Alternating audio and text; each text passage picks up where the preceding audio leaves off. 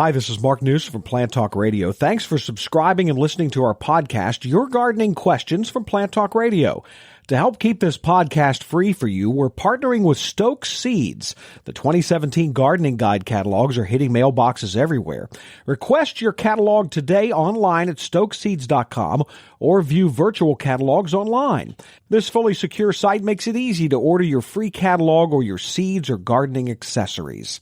More than just a listing of vegetable and flower seeds, Stoke Seeds' website is a complete resource center with valuable information on starting seeds, planting, and harvesting, plus all the gardening accessories you need to make your garden the envy of the neighborhood. Get growing with Stokes. We'll have more from Stoke Seeds in the next few weeks. Right now, today's question.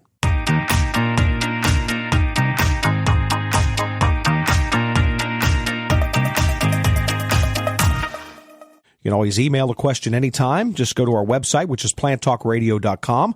Click on the Ask Fred button and send in your question. And we did get a question. Actually, we had several in the last week or so. This one is from Frida in Zanesville. And she says that my sister lives near Columbia, South Carolina. Now, she has a tree in her yard called a European hornbeam.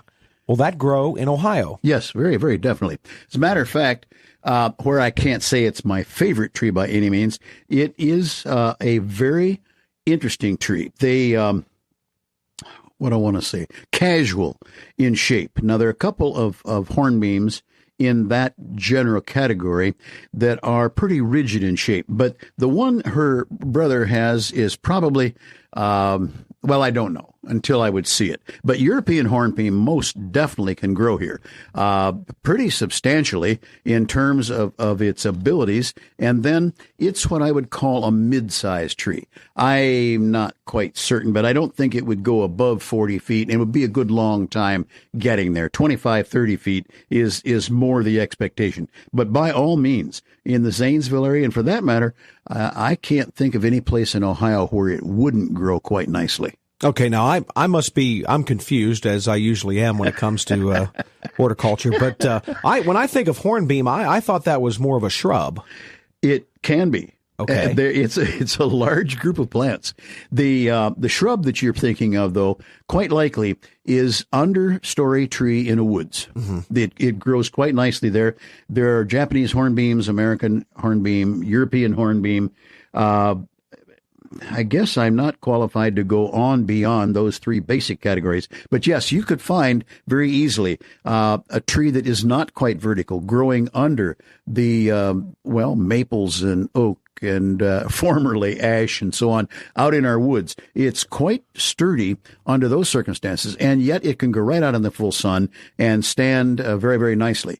In terms of one of the more formal kinds, many years ago, a bank was being built next to a less than beautiful scene, and the people at the bank wanted to know what to do, and we planted European hornbeams of the pyramidal type down along the side of the driveway and blocked the view of this two-story building. It was not ugly. It just wasn't something you wanted the sun dancing off of the west wall into the banker's eyes all the time. So with the formal type, oh my, when they finally reused that site, those trees had to be 35 years old and probably in the 30 to 35 foot range. So it grows upright quite well. They, in different kinds, grow quite well upright for a bit and then start to back off. Now, I guess enough said. I don't see any reason why that tree couldn't stand as a mid-sized tree recommendation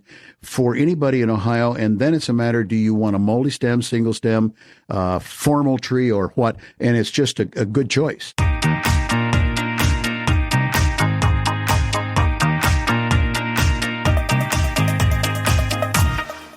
Hey, thanks again for listening to the podcast. Remember, your 2017 Gardening Guide catalogs are available now. If you want one delivered to your home, go to stokeseeds.com. For the best selection of vegetable, flower, and herb seeds available, go to stokeseeds.com. Cultivating successful growers for generations.